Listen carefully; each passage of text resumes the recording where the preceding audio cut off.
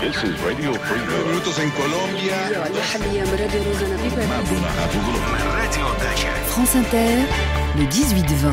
Le 18-20 aux États-Unis ce soir pour notre rendez-vous hebdomadaire. Trump à la Maison-Blanche et Frédéric Carbone à Washington. À 18h55, ce sera l'édito d'Anthony Bélanger sur la crise démographique de l'Europe du Sud. Tout de suite, une page spéciale consacrée à la Turquie au lendemain du référendum. Nicolas Demorand, un jour dans le monde. Les Turcs étaient appelés hier à se prononcer sur une modification de la Constitution dont le but est de transformer ce régime parlementaire qu'est la Turquie en régime présidentiel, voire hyper présidentiel, pour ne pas dire tout simplement comme certains, régime autoritaire. Le oui l'a emporté de peu, 51,4%, en dépit d'une campagne que le pouvoir a manipulée, que le Conseil de l'Europe, parmi tant d'autres, estime aujourd'hui contraire aux normes élémentaires d'une élection démocratique. On va en parler avec Dorothée Schmidt. Bonsoir. Bonsoir. Responsable du programme Turquie contemporaine et Moyen-Orient de l'IFRI. Olivier Bertrand, bonsoir. Bonsoir. Journaliste au site Les Jours pour lequel vous suivez depuis longtemps maintenant les événements en Turquie. En studio à Paris également Selçuk Demir, bonsoir. Bonsoir. Avocat, président de l'association des juristes franco-turcs, proche de l'AKP, on peut le dire comme ça. Oui. Voilà, c'est dit. Et dans quelques instants, nous serons en direct de Berlin avec Cyril Sauvageau. Tout de suite, l'envoyé spécial de France Inter en direct d'Istanbul. Bonsoir Claude Guibal. Bonsoir Nicolas. Bonsoir Nicolas et bienvenue à Istanbul. Ce que vous entendez derrière moi, Nicolas, ces chants, ces coups de feu tirés en l'air, c'est l'ambiance qui régnait la nuit dernière dans la Corne d'Or, à Soujoutli, là où les partisans du oui s'étaient rassemblés. Alors Nicolas, il faut imaginer ces minibus qui passaient noyés sous des drapeaux rouges, les drapeaux de la nation turque. Il y avait beaucoup de jeunes, des jeunes de banlieue et des familles avec des femmes. Quelques-unes n'étaient pas voilées, d'autres avaient des voiles colorés. Beaucoup aussi étaient entourés dans des draps noirs, juste serrés sous le menton. Aujourd'hui, c'était une journée très importante pour nous. Notre nation, comme à l'époque de l'Empire ottoman, a donné une gifle à l'Europe. J'imagine que dans le monde entier, on a bien entendu cette réponse. Nous, on est très heureux de ça, parce que nous, on va être aux côtés de notre président Erdogan jusqu'à la fin. On l'entend, Claude, les mots sont durs, sont vifs. Erdogan, c'est un nouvel Atatürk. Écoutez, en tout cas, dans le panthéon des Turcs, il occupe aujourd'hui quasiment la même place, si on se fie, en tout cas, à ce qu'on peut voir dans les rues ces jours-ci. Vous n'imaginez pas ces immenses portraits partout, le ciel d'Istanbul noyé sous des bannières gigantesques, des drapeaux avec son portrait, avec à la fois les symboles de la religion et puis ceux de la République et de la justice. Et puis il y a cette chanson que vous entendez derrière moi. Cette chanson, on l'a entendue toute la journée pendant la campagne. Erdogan, c'est son hymne.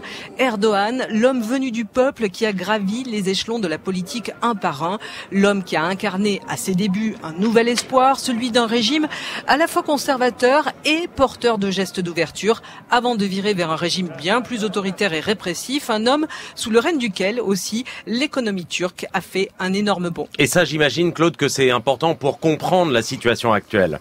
Oui, Nicolas, c'est vrai, parce qu'il faut vraiment avoir conscience qu'entre 2003 et 2011, la classe moyenne est passée de 20 à 40% de la population.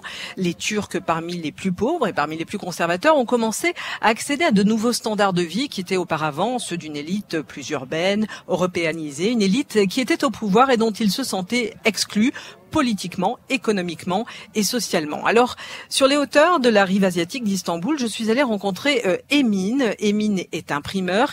Il n'a jamais voté pour un autre parti que l'AKP. Erdogan, dit-il, a changé sa vie. Quels sont ses points positifs? Il a redonné de la considération au peuple. Il a donné de la valeur à la société et à toute la nation turque.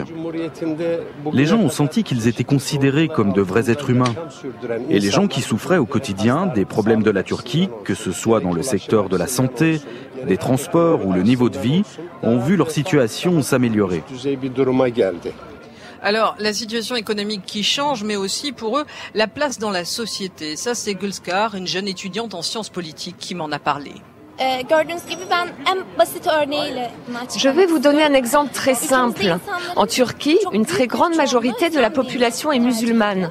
Et les femmes comme moi, on peut suivre nos études alors qu'on porte un voile. Moi, j'ai commencé à porter le voile lorsque j'étais au lycée. Mais jusqu'au milieu de ma scolarité au lycée, jusqu'en 2010, le voile était toujours interdit dans les établissements scolaires. Et ça, c'était le cas alors que la Constitution disait que tous les citoyens ont la liberté de religion et de conscience. Ça a duré jusqu'à ce que Tayyip Erdoğan arrive et me donne cette liberté. Vous vous rendez compte? Dans ce pays, dans ma patrie à moi, dans le pays où je suis née, sur la terre même où je suis enracinée, à laquelle j'appartiens, je n'avais pas le droit d'exercer ma religion librement. Et le poids de la religion, Claude, a été déterminant dans ce scrutin ?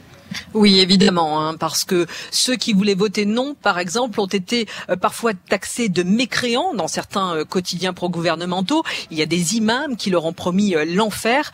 Et ces nonistes, en fait, ils sont surtout, pour le camp du oui, associés à l'Occident et à des valeurs qui sont ici jugées comme perverties. La démocratie à l'occidentale, eh bien, ces classes la voient souvent comme une tromperie, puisqu'elles ont le sentiment, en fait, d'avoir été marginalisées pendant des années par cette élite occidentale qui était aux commandes. Elles rejettent donc ceux qui incarnent l'Occident et donc en premier lieu l'Union européenne. Ça, on en a eu une illustration l'autre jour de ce rejet en se rendant à un meeting du président Erdoğan. C'était à Sarıyer, une banlieue populaire en bord de mer. Il y avait plusieurs milliers de personnes, toujours sous cette mer de drapeaux rouges, des portraits de Erdoğan à nouveau partout, comme je vous le disais, et dans la foule, deux femmes et un homme qui ont voulu nous parler d'Europe, deux femmes voilées, l'une de façon stricte, l'autre de façon bien plus fantaisie, mais deux femmes très en colère. En fait, j'ai pas envie d'entrer dans l'Union européenne, vous comprenez? J'en ai vraiment pas envie. S'ils veulent pas de nous, nous on veut pas d'eux non plus, j'en ai rien à faire. D'ailleurs, ces pays, ils quittent aussi un par un l'Union européenne. C'est le début de la fin pour l'Europe. Heureusement qu'ils n'ont pas voulu nous intégrer, on n'en veut pas. Et puis on est déjà sur les standards européens. On est même mieux que bon nombre de pays européens en ce qui concerne la santé, l'éducation. Nos routes, nos ponts, nos tunnels, on les a déjà construits. C'est pour ça qu'on continue à soutenir Erdoğan. C'est l'Europe qui a besoin de nous, c'est pas nous qui avons besoin de l'Europe. Et c'est donc la rupture, Claude ? En tout cas, c'est une division profonde, l'Europe. Et pour en parler, je suis allée voir Ali Bayramoglu. C'est un politologue, un éditorialiste. Ali Bayramoglu, c'est surtout un libéral qui, à contre-courant, a cru au tout début que Recep Tayyip Erdoğan pouvait incarner un nouveau souffle pour la Turquie. Il en est revenu. Ce qui me gêne le plus, c'est que M. Erdoğan, en tant que populiste, définit un peuple à partir des gens dociles, des gens qui se soumettent à son autorité. Il exclut tout le reste en dehors du peuple. Et cette polarisation, ça me fait peur. Bon, c'est un vieux pays, c'est une ancienne tradition politique, il s'agit de l'Empire ottoman, etc.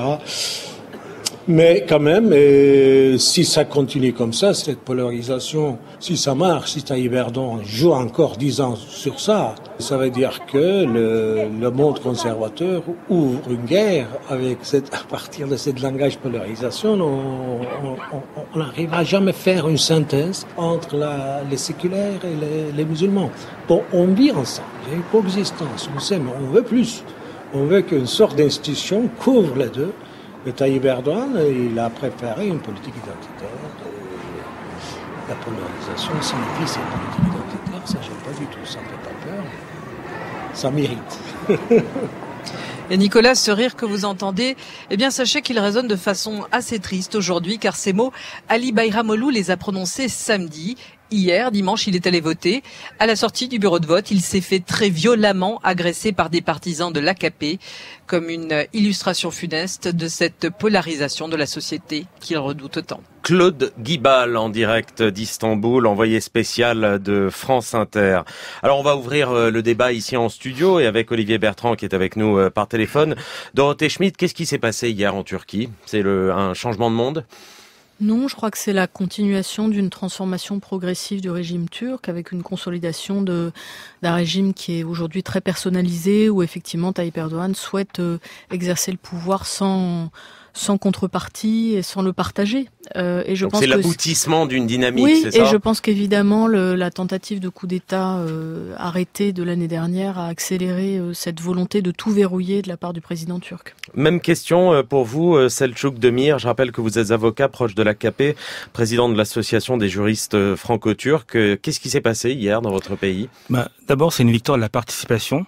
On a un taux de participation qui avoisine les 90%, et donc une victoire de la démocratie.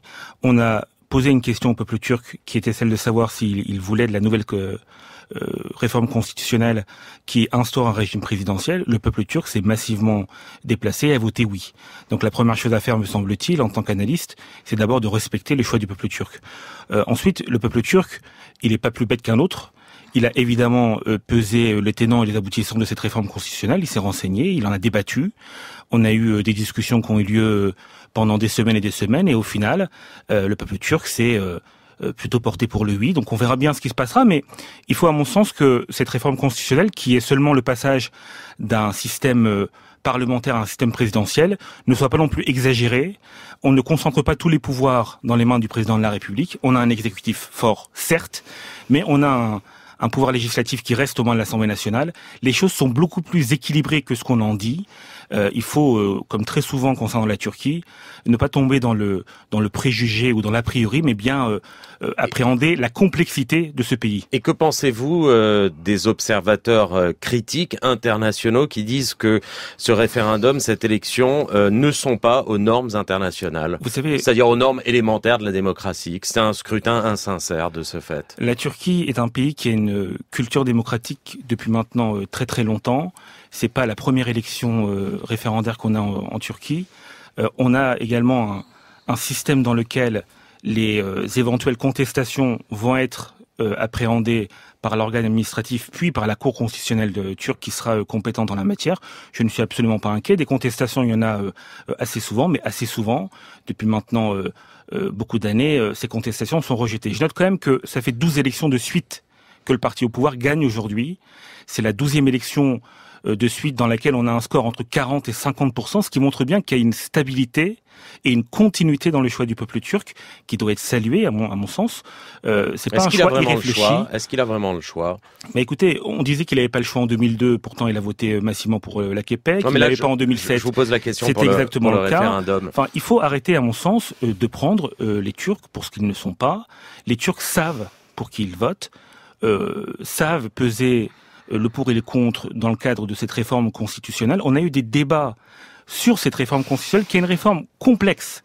Ça a été très caricaturisé en France, notamment dans les médias, dans une certaine partie aussi des spécialistes de la Turquie, mais voilà, le peuple turc s'est prononcé. Et d'ailleurs, la faible différence entre le oui et le non montre bien qu'il y a eu débat et montre bien qu'il y a eu une hésitation. Ça montre la vitalité, justement, de la société civile turque. Olivier Bertrand, votre lecture de ce qui s'est passé hier en Turquie ? Extrêmement différent de votre invité que je salue, mais je pense avant tout, moi, que le scrutin d'hier soir, le résultat du référendum est un soufflet pour le président Erdogan. Un soufflet parce que cette société, l'équilibre, le quasi-équilibre entre le non et le oui ne traduit absolument pas un débat équitable, mais il traduit à mon avis la force de résistance du non dans ce pays, puisque c'est un référendum qui s'est fait dans des conditions apocalyptique, avec une société totalement désinformée, une véritable propagande de la télévision contrôlée aujourd'hui par le pouvoir, et puis une campagne du non qui a été entravée, des opposants qui sont sous pression en permanence. Donc la participation, elle est forte, mais elle est exactement comme elle était en fait aux dernières législatives en 2015 de 85%.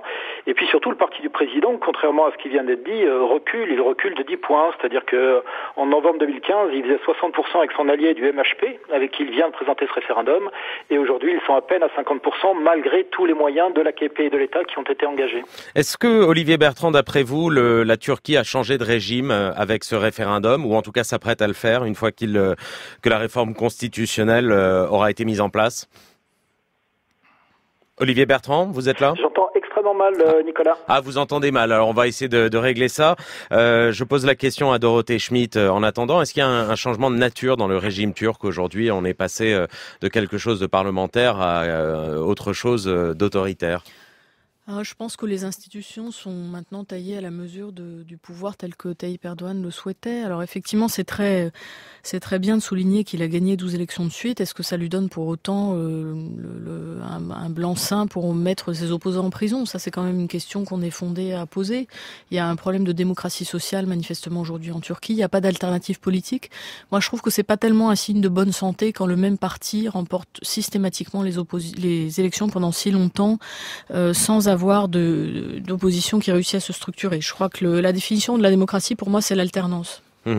Olivier Bertrand, je vous posais la question, j'espère que vous m'entendez mieux, de la nature du régime turc aujourd'hui. Régime parlementaire hier, régime autoritaire aujourd'hui?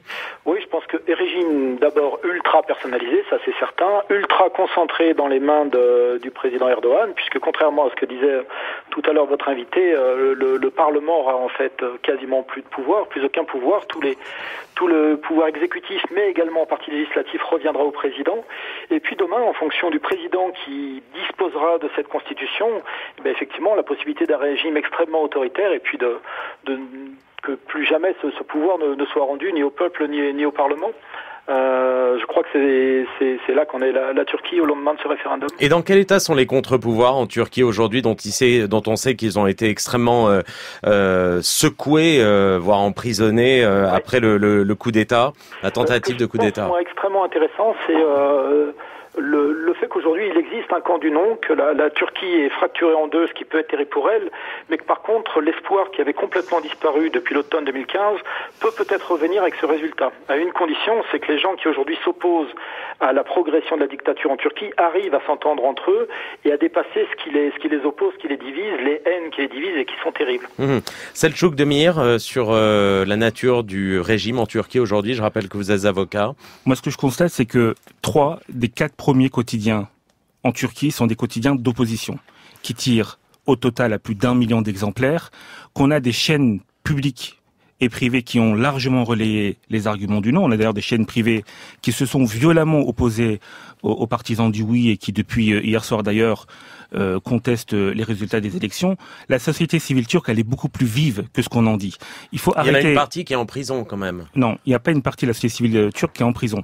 Il y a un certain nombre de soutiens. Vous voulez que je vous dise, enfin. Il y a un certain nombre de soutiens. Donc de groupes terroristes. Non mais attendez, juste, il n'y a pas de journalistes. Je peux finir. Non, je voudrais vous poser juste une question parce que. Non, je finis ensuite. Non, je vous en ai posé une. Il n'y a pas de journalistes. Il n'y a pas de journalistes en prison en Turquie. Il y a des journalistes qui sont proches. Qu'on soit au moins d'accord sur nos désaccords. Sinon on met de la musique et on passe à autre chose. Il y a des journalistes proches de la mouvance terroristes telles que le PKK qui en effet sont en prison. Pourquoi? Parce que ces groupes terroristes ont eu des moyens d'expression dans les journaux. Donc c'est normal de mettre des journalistes en prison. Qui soutiennent les groupes terroristes, qui font l'apologie du terrorisme. Oui, monsieur, c'est normal pour moi. Le droit à la vie, le droit à la sûreté, c'est plus important. Olivier Bertrand aussi, que le droit à la liberté d'expression. Bah oui, d'accord, on comprend. Olivier Bertrand aussi a connu les prisons en Turquie. Juste pour une semaine, Olivier, vous faisiez l'apologie du terrorisme, vous aussi? En fait, ce que je faisais, c'est ce que faisaient beaucoup de mes collègues turcs qui sont aujourd'hui en prison, c'est-à-dire que je rencontrais des sources, et des sources qui étaient effectivement pas uniquement AKP. Et aujourd'hui, on peut être incarcéré quand on est journaliste en Turquie, tout simplement parce qu'on a rencontré des militants kurdes ou des militants fétulistes, de la confrérie de Fethullah Gülen. Comme ils ont été déclarés terroristes par le régime, le fait de les rencontrer en tant que journalistes, faites-vous des complices de terrorisme. C'est ça la démocratie dont parle votre invité. Dorothée Schmidt voulait réagir, dire un mot sur notamment ce que soulignait tout à l'heure Olivier Bertrand, à savoir peut-être que le non est une opportunité, en tout cas pour ce camp-là, pour se structurer en opposition.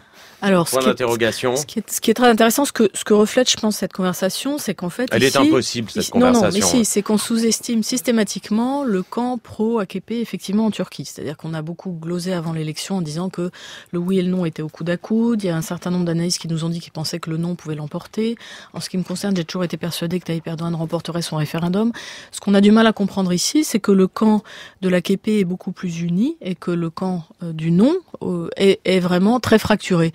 Or, aujourd'hui, hier, on avait la possibilité d'un vote qui était oui ou non et qui finalement était oui ou non contre Tayyip Erdogan.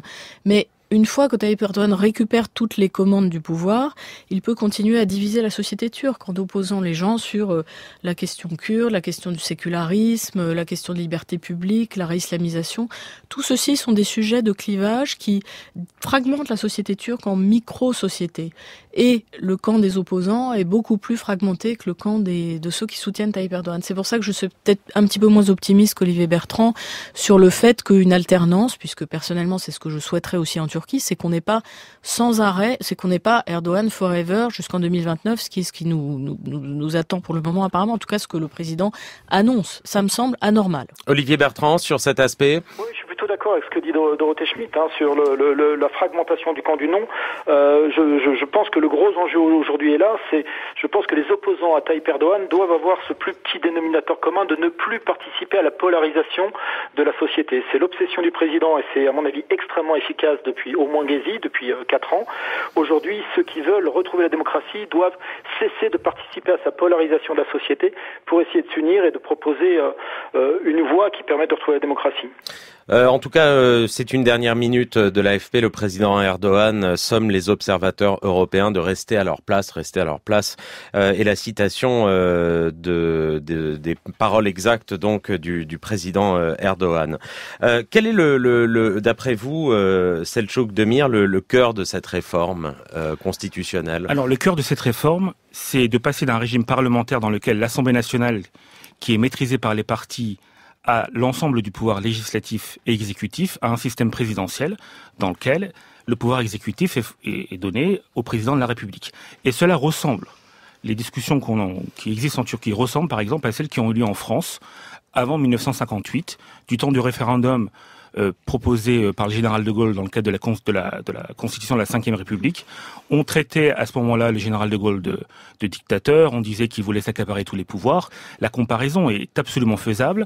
Dans le cadre de cette réforme constitutionnelle, l'idée c'est de permettre la stabilité du pouvoir exécutif. Pourquoi la stabilité du pouvoir exécutif? Parce que la Turquie est en proie à une menace terroriste qui est très importante, on l'a dit. Parce que la Turquie fait partie d'une région dans laquelle les conflits sont légion. On a quand même une frontière avec la Syrie de plus de 900 kilomètres. Et parce que la Turquie a besoin d'un pouvoir exécutif qui puisse être stable. C'est ça l'idée de cette réforme constitutionnelle. Dorothée Schmitt. J'ai un petit problème avec cette idée de stabilité. Je ne crois pas du tout que ça rende la Turquie stable de mettre tous les pouvoirs aux mains d'un leader qui soit aussi capricieux que Tayyip Erdogan. Excusez-moi de prononcer ce mot, mais je constate qu'il y a beaucoup de sujets sur lesquels il a changé d'avis très rapidement. Je m'intéresse par exemple à la politique étrangère turque et je constate que sur la crise syrienne, la Turquie est encore en train de changer d'avis pour la 3e fois en moins d'1 an.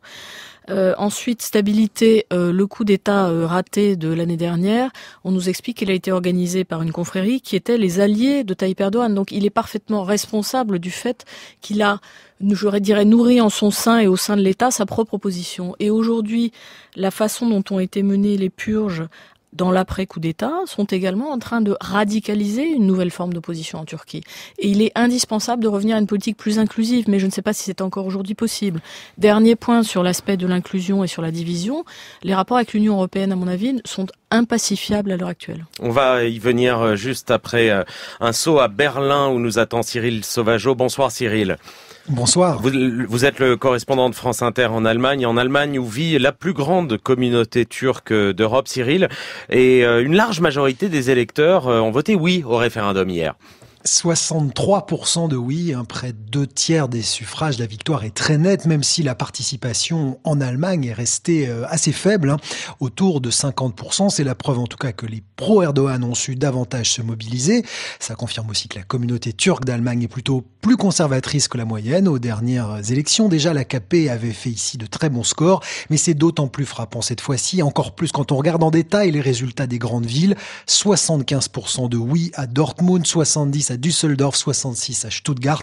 La preuve en tout cas que les électeurs se sont laissés séduire davantage par la rhétorique de Tayyip Erdogan plutôt que par les mises en garde de l'Europe et de l'Allemagne face au risque d'une dérive autoritaire. Et puis il faut rappeler, Cyril, que la campagne a été particulièrement tendue chez vous en Allemagne.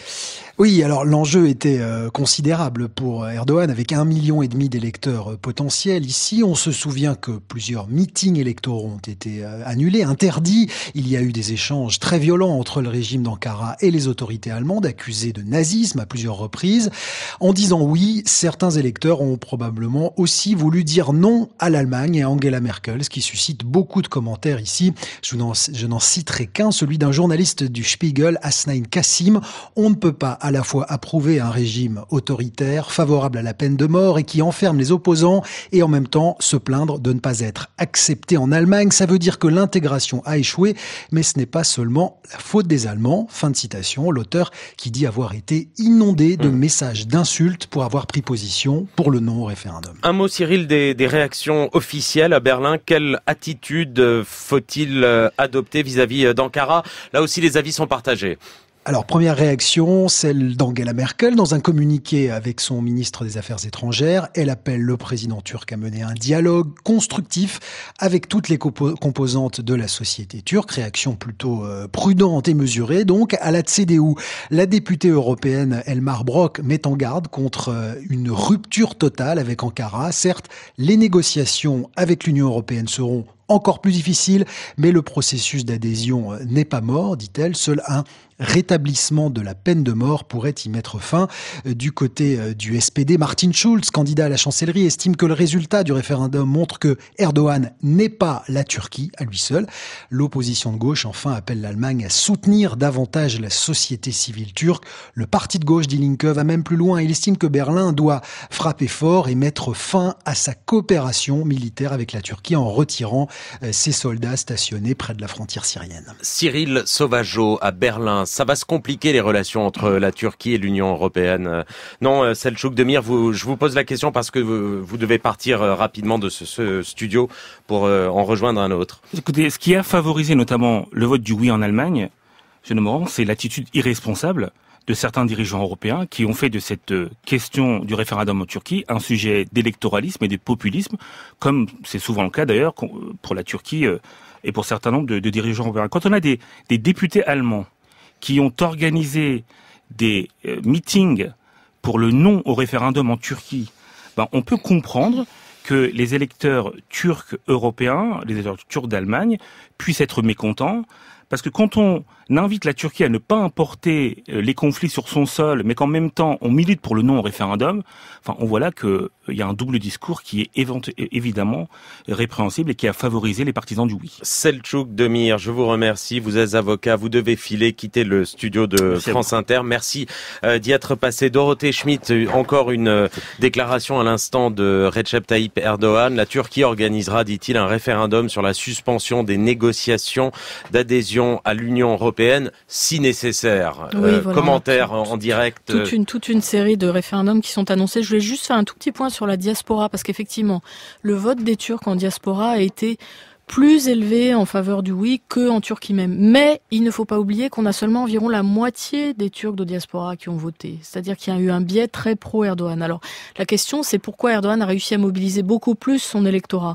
Effectivement, parce que il a été très présent, il a beaucoup fait appel à ces Turcs de l'étranger, et parce qu'il y a eu aussi des règlements de compte au sein des communautés, des originaires de Turquie dans les différents pays, et des phénomènes aussi d'intimidation, je crois qu'il faut le dire. Olivier Bertrand, la voie diplomatique aujourd'hui entre l'Union européenne et la Turquie est extrêmement étroite. Je ne sais même pas comment formuler les choses. Quel type de relation imaginer aujourd'hui avec la Turquie, qu'il faut pas laisser tomber, évidemment, c'est un grand pays, qu'il faut pas laisser seul, j'imagine, mais je vois pas, une fois qu'on a dit ça, la forme diplomatique que pourraient prendre les choses. C'est très compliqué parce qu'en fait aujourd'hui, essayer de s'opposer à Recep Tayyip Erdogan ou essayer d'opposer des barrières à un président qui prend tous les pouvoirs est interprété régulièrement là-bas comme une opposition à la Turquie, au peuple turc. Et donc il y a quelque chose de terrible qui fait que, à mesure qu'on va essayer de combattre à distance les dérives du président Erdogan, le peuple turc le comprend comme un rejet de la Turquie, aussi parce que le président turc sait très bien jouer de ça, c'est-à-dire en permanence dire à son peuple que les Européens sont racistes. Moi, j'ai l'impression qu'il y a surtout aujourd'hui un jeu de dupes, c'est-à-dire que personne, ni du côté de l'Europe, ni du côté de la Turquie, ne veut prendre l'initiative de dire que le processus d'adhésion est mort pour au moins pour un bon moment. C'est-à-dire qu'aujourd'hui, c'est pas seulement que c'est enlisé ou paralysé, c'est que plus personne n'y croit. En Turquie, absolument plus personne ne croit et à mon avis ne veut de l'adhésion à l'Europe, tout simplement parce que le peuple turc a été extrêmement humilié de l'attitude européenne, qui a faim de négocier, qui a commencé à négocier, pour ensuite expliquer que la Turquie n'avait pas vocation à entrer dans l'Europe. Dorothée Schmidt. Alors moi je pense que la méthode est la suivante. En réalité, la Turquie peut changer d'avis, tout dépend de Tayyip Erdogan. On a bien vu les rapports avec la Russie qui sont passés d'une brouille totale au grand amour. Je crois que le plus urgent pour les Européens, c'est de retrouver une position commune et c'est d'engager Erdogan dans un club qui soit cohérent et qui le rassure d'une certaine manière, mais qui soit aussi capable de s'opposer à lui. Et je crois que c'est vraiment la chose la plus importante, c'est de retrouver une position franco-allemande qui soit cohérente et qui soit ferme vis-à-vis de la Turquie. C'est d'arriver à discuter à 27. Je ne parle pas des Britanniques qui sont en train de jouer un rôle particulièrement savonneux dans cette affaire, mais c'est d'arriver à rediscuter vraiment entre Européens de ce qu'on souhaite faire avec la Turquie, d'engager la Turquie pour pouvoir, d'une certaine manière, contrôler également Tayyip Erdogan. Ça va être de plus en plus difficile avec ce qu'on voit et après ce référendum. Merci beaucoup Dorothée Schmidt, responsable du programme Turquie contemporaine et Moyen-Orient de l'IFRI. Merci Olivier Bertrand. Vous étiez avec nous en ligne. Vous êtes journaliste au site Les Jours et vous suivez donc la Turquie. Merci à Claude Guibal en direct d'Istanbul et à Cyril Sauvageau qui était avec nous en direct de Berlin. À suivre, Washington.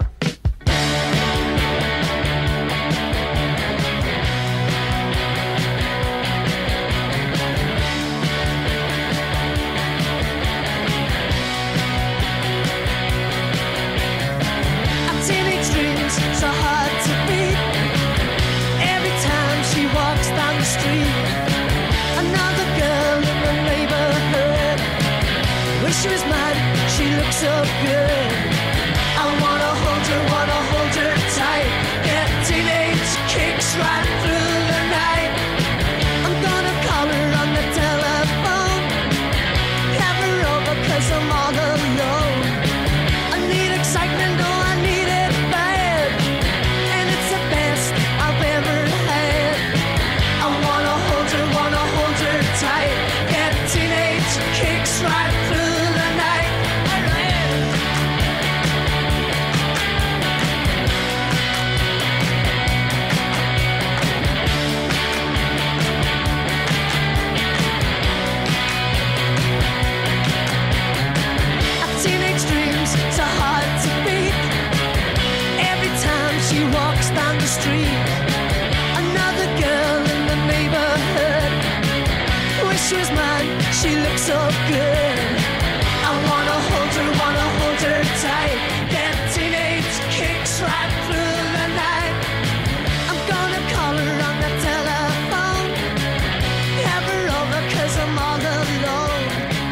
18h48 sur Inter, c'était The Undertones.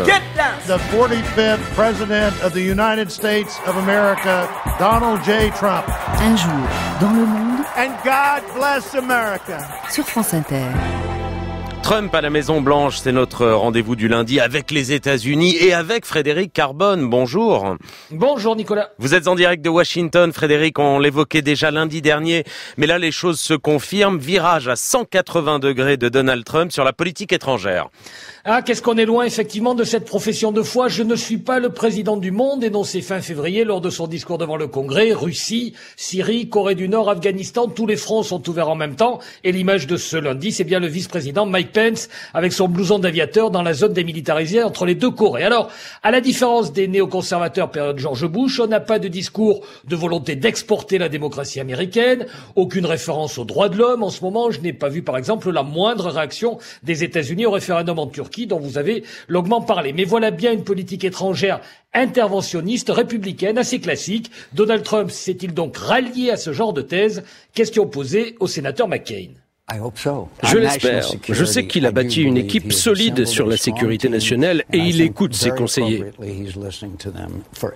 Depuis 8 ans, nous n'avions pas eu à répondre des crimes de guerre parmi les plus horribles de l'histoire.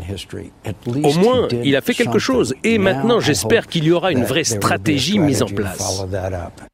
On sent dans les propos d'un des républicains les plus sceptiques vis-à-vis de Donald Trump à la fois de l'approbation, mais aussi de façon sous-entendue le fait que les vrais décideurs, ce sont le ministre de la Défense, Jim Mattis, et le patron du Conseil de sécurité nationale, le général McMaster, 2 militaires qui réfléchissent depuis longtemps à ces enjeux. Mais si le président américain est sous influence, c'est de façon totalement consentante.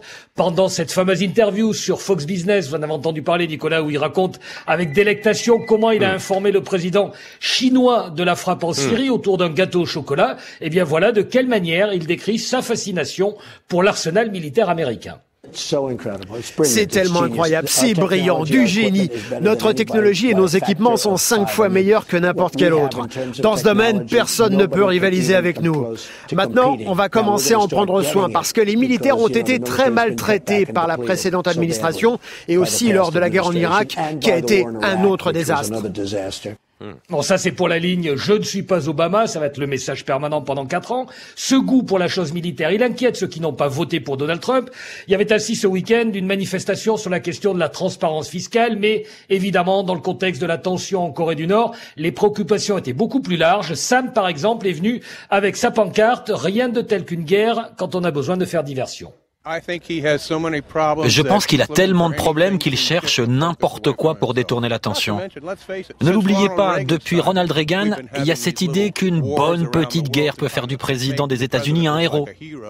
Et Donald Trump veut être un héros. Donc un de ses conseillers a dû lui dire qu'il avait besoin d'apparaître comme un dur. Et la réalité pour lui, c'est ce qu'il croit à un moment donné. Je ne suis pas sûr qu'il soit sain d'esprit. En fait, il se conduit comme un enfant de 13 ans. Et du coup, Frédéric, les priorités de Trump en politique intérieure, cette fois, passent au second plan? Absolument. Et sur les questions économiques, on est, même comme en politique étrangère, dans le registre du grand virage. L'exemple le plus frappant, c'est que la Chine n'est plus accusée de manipuler sa monnaie pour fausser le jeu commercial. Il faut bien que Pékin donne un coup de main dans la crise nord-coréenne. Aujourd'hui, à la Maison-Blanche, sur toutes ces questions, la personne la plus influente, c'est le patron du Conseil économique, Gary Cohn, ancien dirigeant de Goldman Sachs, et non plus le gardien du temple populiste et nationaliste Steve Bannon. La réalité aurait ainsi rattrapé Donald Trump et ce n'est pas plus mal, explique Stephen Moore, qui était un de ses conseillers pendant la campagne. Parfois, les circonstances changent et vous devez changer votre opinion. Je veux qu'il soit présidentiel, qu'il s'adapte aux circonstances. Il faut un équilibre, mais il ne faut pas qu'il abandonne toutes les promesses de campagne.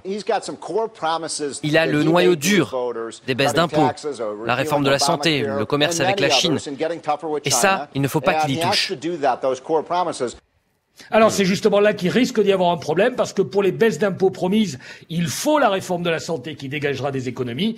Donc Donald Trump a déjà prévenu qu'il ne fallait pas s'attendre à cette réforme fiscale avant l'été, comme il l'avait pourtant promis. Toujours en politique intérieure, Frédéric, il y a demain une élection test à regarder de près. Pour quelle raison ?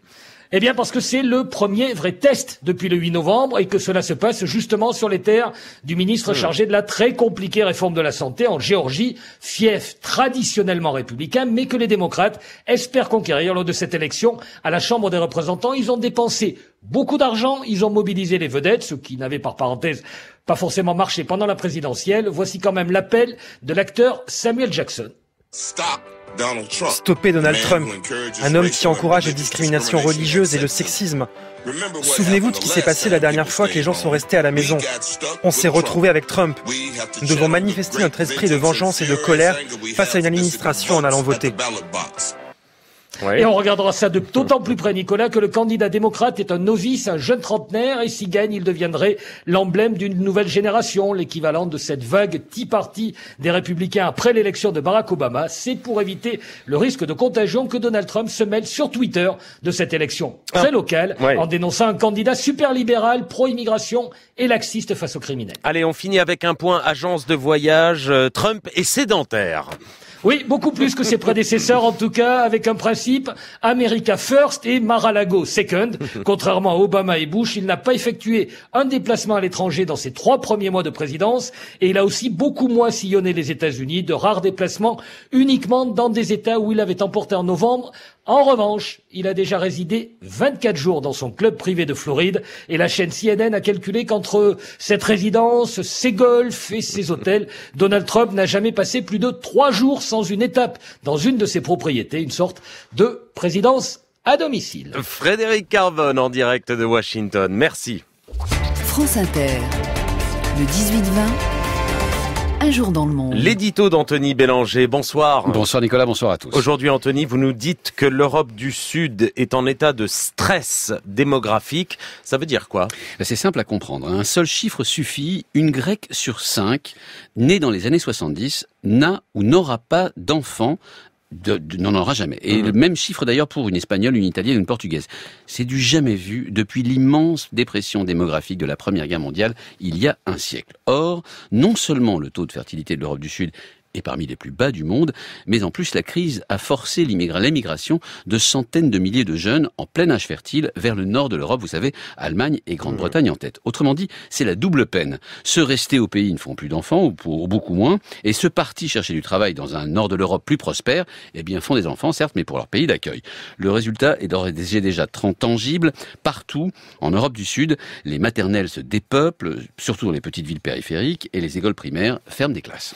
L'Europe du Sud n'est pas la seule concernée. Pourtant, Anthony, l'Allemagne aussi a des problèmes de même nature. Oui, mais elle se soigne. Elle se soigne vite d'ailleurs. D'abord, l'Allemagne est prospère, ce qui lui a permis d'investir des milliards d'euros en 10 ans dans des crèches, des maternelles et des écoles qui pratiquent la journée continue, comme en France.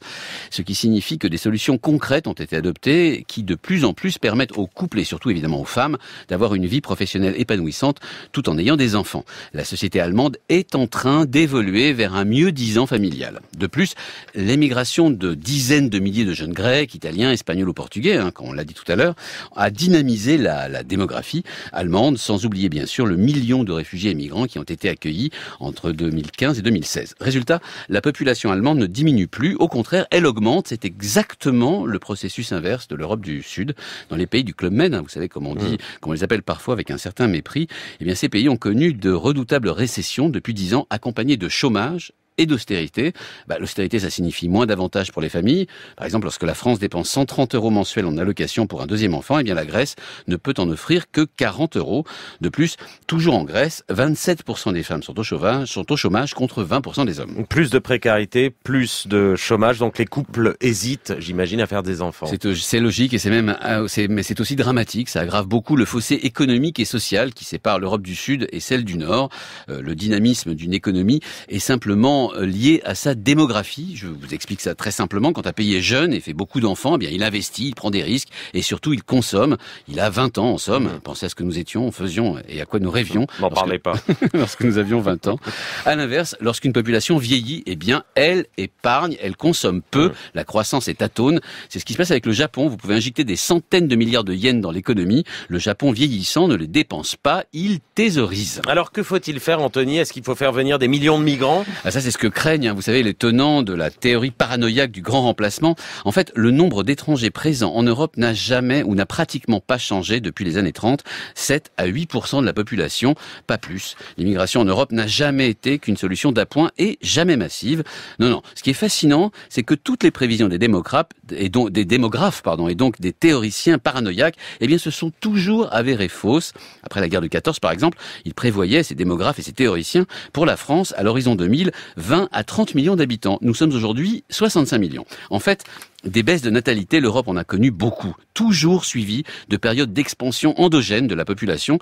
Ce sont donc des moments de transition avant un monde nouveau. Et bien voilà, nous y sommes. Nous sommes dans ce moment de transition. Anthony Bélanger, merci. Un mot du téléphone sonne à 19h20. On va parler politique, tout simplement. À 6 jours du premier tour de l'élection présidentielle, le service politique de la rédaction d'Inter est à votre disposition pour toutes vos questions sur la gauche, la droite, le centre, les mouvements qui travaillent encore les intentions de vote. Intervenez, amis auditeurs, partagez avec nous vos impressions de campagne. 01 45 24 7000, franceinter.fr et Twitter avec le mot-clé Telson. Le journal Sébastien Paour à suivre.